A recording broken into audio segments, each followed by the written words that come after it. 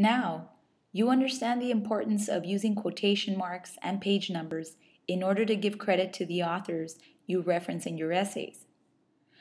But what if I read your essay and challenged you by saying, Carlos, I was reading through your essay and I saw your quotation here, and I'm getting this feeling that you made this up because you didn't want to reread the story. how would you defend yourself? The answer is create a works cited. The works cited provides a citation, which tells me, the reader, what text you quoted. That way, I find the text for myself and verify the accuracy of your quotation.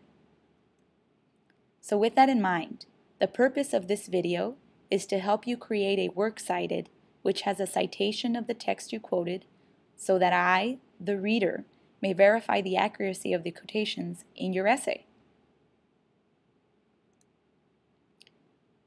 First, a citation requires the following 8 pieces of information.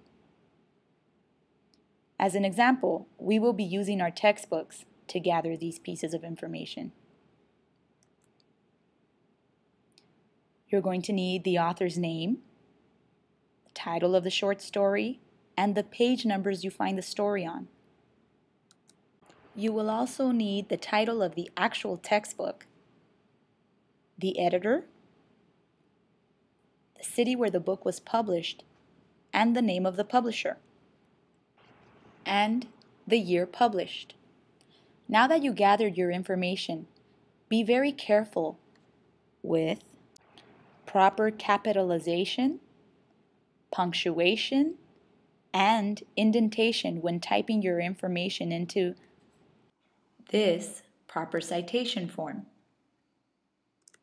So aside from your 8 pieces of information, you will also need the formatting toolbar, which looks like this.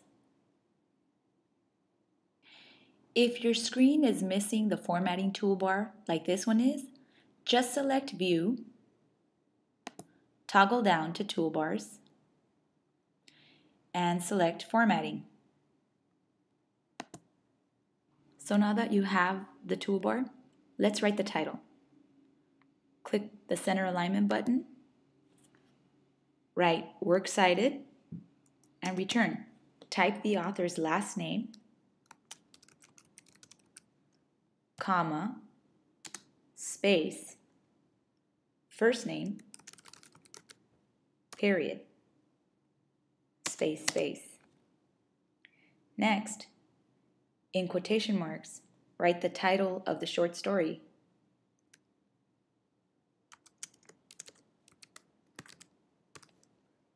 Period, quotation marks. After that, type the title of the textbook using italics. Click on the italics button and now type.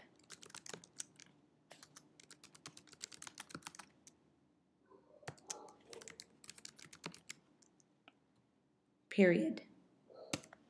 Now go ahead and remove the italics. We no longer need it. Hit the space bar twice.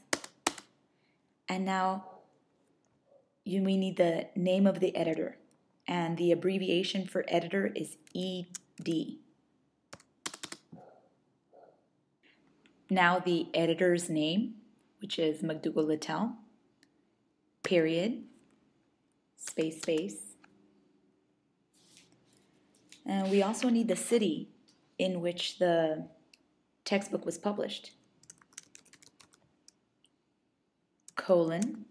You can easily get a colon by pressing Shift and colon. Space. The name of the publisher, Houghton Mifflin Company, comma, the year it was published, period, space, space, and finally the pages that the story or the short story is on, period. You probably noticed by now that the citation looks like the opposite of a paragraph. That is, in a paragraph, you indent in the first line, while a citation, you do not indent on the first line. Instead, you indent on the remaining lines. This is called a hanging indentation, and to create it, you're going to need a ruler. If you don't have a ruler, then simply go up to View again, click, toggle down to Ruler, and select it. This right here is what the ruler looks like. And using that ruler, we can now create the hanging indentation so that our citation looks correct or is correct. Place the cursor next to your author's last name. Go up to the marker and move it over 1/2 inch to the right. Now this isn't the hanging indentation because the first line is also indented. In order to fix that, grab the top marker and return it to its original place, and now you have the proper indentations. This is only one of over 40 types of citations. Remember, you can cite many things besides textbooks. You can cite videos, emails, books, and websites. If you need samples of how to cite these particular texts, visit this website. It's a great resource. It offers sample citations. So remember, if anyone ever challenges the accuracy of your quotations, defend your writing. First, this quotation is taken from the book. Even check my WorkCited. I will.